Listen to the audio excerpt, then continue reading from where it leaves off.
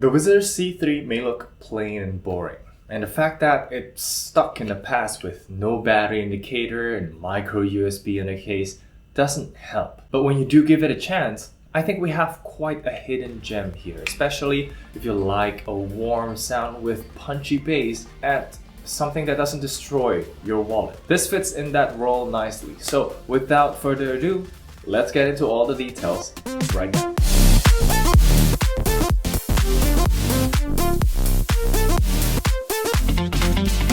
Selamat pagi! Good morning everyone, Kenneth here, and today we're checking out the Whizzer C3 after I've been using it for about a week, or actually more now. A little sneak peek for you, I'll also be reviewing the Tranya M10 next, and this thing is a legit bass beast. So it's a week dedicated for you bass heads out there, and I think these are awesome buds for their respective prices. So make sure to hit the thumbs up and subscribe so you will not miss any of these great bassy true earbuds. As a disclaimer, Whizzer did send this in for review, but you'll always be getting my own honest opinion, and if you want to support the channel, please consider using the links down in the description below, because at every purchase you make, I may earn a small commission at no extra cost to you. With that done, let's get on to the most important part of the review, the sound quality. On my first listen, the thing that strikes me the most is how balanced the sound is.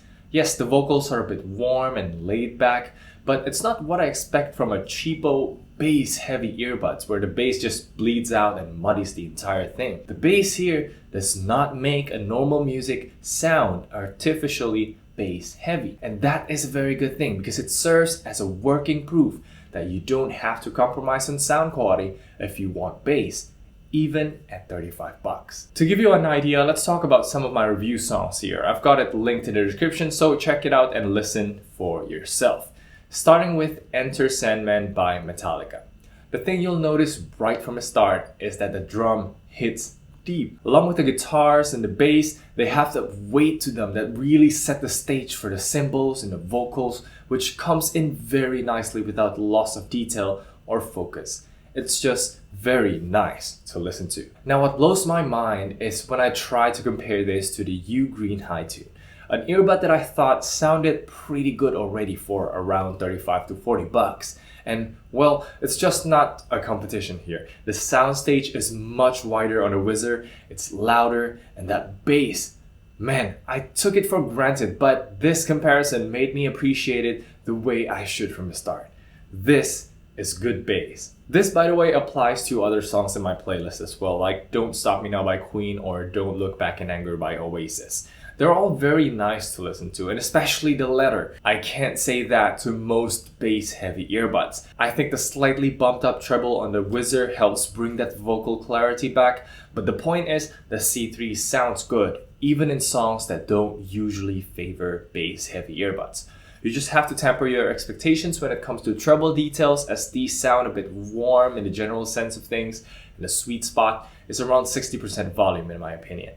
That's where the vocals really shine and where the bass just kicks super hard. I won't talk too long about the other genres, like in pop. I listened to All About That Bass by Meghan Trainor, and believe me, I've never heard the bass be this prominent. It is so satisfying.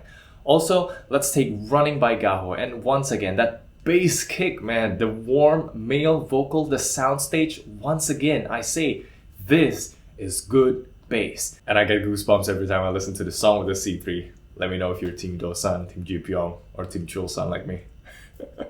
Now to the star of the show, electronic dance music, aka EDM. There's just not a single doubt that this will be some of the best for its price. Take Break Free by Ariana Grande Fit Z, for example. You can keep on increasing the volume, even max it out and enjoy the bass that keeps on punching.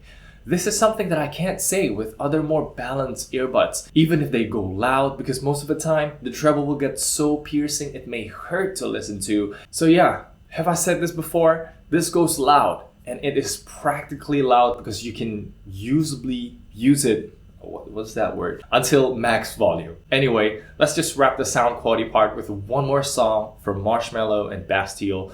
And Happier, you really feel the rumble, as if your eardrums itself are vibrating.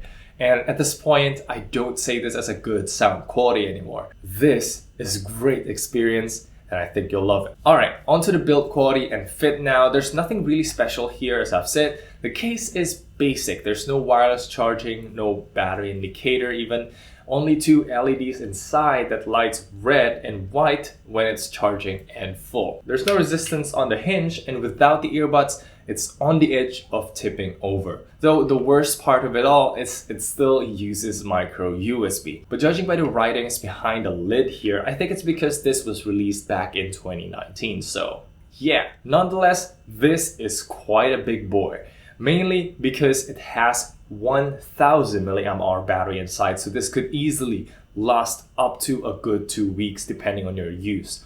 But on the bright side, it's still pocketable, even though it's on the larger side of that pocketable. Now, moving on to the earbuds, these are big as well. Though as far as the fit goes, it's a simple X-shaped design that's supported by your outer ear structure. So the good part is there's no need to fuss over which orientation is correct. You don't have to twist it around, because once it fits, it'll be just at the right angle. And the ear tips are decent too. It provides a good seal that's very important to feel that strong bass, but the downside is you gotta be careful if your ears are on the smaller side, because this already feels pretty packed on my big ear. The build quality here fortunately is pretty good. From the inside, I can see a quality mesh there, even though it's not metal, and it's IPX5 water resistant, which I got to test accidentally because I've dropped this into water for a second, and you don't want to know what water it is, but so far it's doing fine. And what I like here is the placement of the LED lights that's on the side, which blinks only when turning on and in pairing mode. And the sound effects it makes is like bing, ding. It's so refreshing. Now, onto the controls. Whizzer chose to forgo voice assistant for a very solid control scheme here. As you can see, volume control is on long hold, which beeps with every increase of volume. So you know exactly how much it has increased, and there's nothing on single tap, so accidental touches are very rare. Now this is good control scheme right here. The one thing I just wish is to have a tiny bit more touch sensitivity here, because sometimes missed touches happen quite often, but overall, it's a great experience with the Whizzer C3. Alright, almost done. Talking about battery life real quick, I've tweeted the full details in my Twitter at Tested by Ken, but in general, Whizzer claimed 6 hours. 6 hours of playtime. And in my testing, I managed to get a little bit more than 8 hours at 50% volume, which is enough for indoor use, or if I'm going to listen for that long, I'd probably put it a little bit lower even. So rest assured, this will last you a very long time. And now, let's check out the latency test and the microphone test.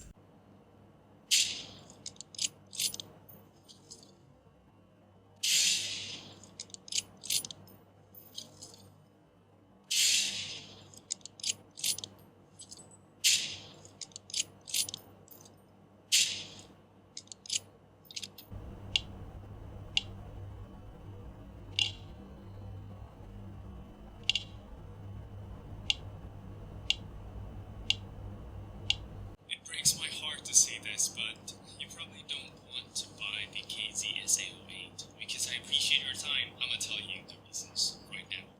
It's the battery life and the background noise. We'll talk about the details in a bit, but it's still interesting to see how KZ tried to pack multiple VA drivers in a true... Alright everyone, welcome to the microphone test. Right now you're listening to the Whizzer C3 right now, and I'm indoors. There's nothing much going on right now. It's a pretty quiet room with a fan turned on right there.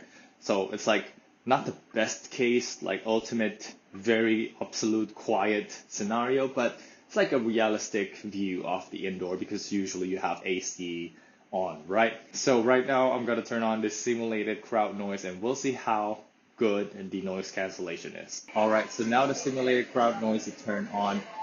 It's playing off of my MacBook Pro 16-inch at 100% volume. It's very loud, honestly, but can you still hear my voice? Let me know down in the comments below how the Whizzer C3 performs, and let's get back to the video. So, in conclusion, aside from the little things that stuck in the past, like micro USB and the lack of battery indicator, the Whizzer C3 is something you should definitely consider if you want bassy earbuds that don't suck below $50. That's it. That's the key of today's video. base. This may not have the latest feature or the best design, but the core experience, the sound, the fit, the battery life, even the controls, they're great. Good job, Whizzer. Just use USB-C and give it a battery indicator next time, okay? Alright, so that's pretty much it for the review. Let me know what do you think of the Whizzer C3. Don't forget to hit the thumbs up if you like this video and subscribe to see more tech reviews from me. And if you want to support me and the channel, consider please clicking through the links down in the description below so I can get a small commission at no extra cost to you. Thank you very much once again for watching. I'm Kenneth and I'll see you in the next one. Bye.